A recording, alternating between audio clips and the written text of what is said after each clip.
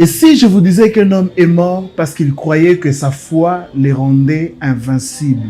Et oui, ceci est une histoire vraie que je vais vous raconter d'un homme, d'un pasteur qui a essayé d'imiter les miracles de l'apôtre Paul qui se trouve dans Actes des Apôtres, chapitre 28, versets 1 à 6. Et qu'est-ce qu'il va faire? Il fait faire les affiches. Venez voir la puissance de ma foi. Venez voir comment ma foi me rendait invincible. Il a fait des affiches, il a invité les gens, il a prié pendant 7 jours en retraite. Arrivé le jour de l'activité, l'église était pleine. Les gens sont venus de partout parce qu'il était déjà un pasteur célèbre, on les connaissait déjà. Et les gens sont venus avec la curiosité de voir ce qui allait se passer. Le pasteur va entrer avec un serpent à la main. Il s'agit d'un cobra. Vous savez, un cobra est un animal, est un serpent très venimeux qui peut tuer un humain en moins de 30 minutes. Et chargé, la personne qui s'occupait de ce serpent-là a donné des conditions à ses pasteurs, lui disant que lorsque vous allez faire vos miracles, tout ce que vous allez faire, danser, parler, crier, retenez les serpents par la tête. Et qu'est-ce qui va se passer?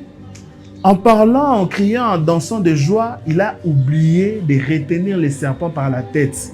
Le serpent va profiter de cette occasion pour le mordre sur la veine jugulaire, juste ici.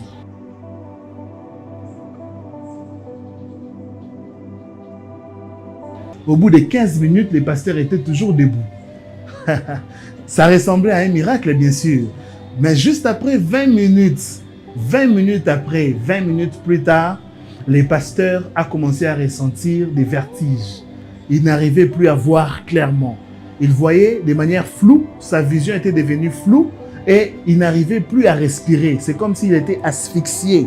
Il n'arrivait plus à respirer.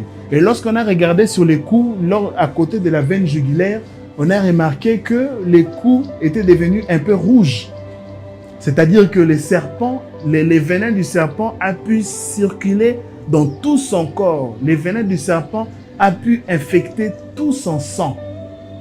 Au bout de 20 minutes, le pasteur n'arrivait plus à respirer. Il a commencé à tituber et finalement, il va tomber raide mort. Lorsque l'ambulance a essayé d'ausculter, a essayé de donner les venins, l'antivenin au pasteur, mais les venins avaient déjà parcouru tout son corps et il n'a pas pu être sauvé. Malheureusement, le pasteur est mort devant ses fidèles. Qu'est-ce qui s'est réellement passé? C'est la question que je vous pose à vous, abonnés, vous qui me suivez. Je vous demande de nous écrire dans les commentaires, dans l'espace commentaire. Dites-nous pourquoi Dieu n'a pas voulu répondre à la prière de ses pasteurs.